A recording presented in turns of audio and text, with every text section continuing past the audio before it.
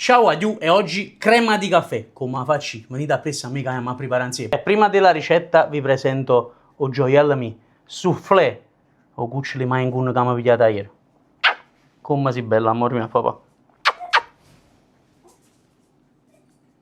Ricetta semplice, andiamo con miele, pasta giorno bella fresca, faccio aprire come viene saporito. La roba pigliata vela e facitelo tutto quanto, la mettete in frigorifero, 2-3 giorni, voglio fare. Frusta elettrica e tenete tutto quanto a casa, no? Ma se no pigliate la frusta, mettete tu surate sotto all'aria condizionata, e andiamo a sbattere malamente, così noi andiamo a montare il miele. Caffè solubile, qualsiasi marca, non vi preoccupate, è buono tutto quanto. È buono quello della macchinetta, non va buono, ci vuole questo. E acqua calda.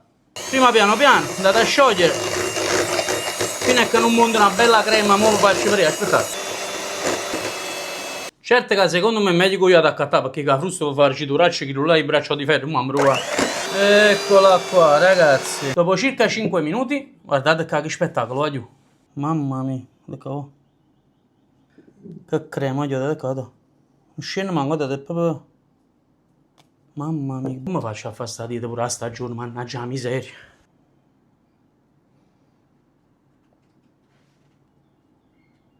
Guardi con un po' di cacao, così, vedete? Gli date un biscottino.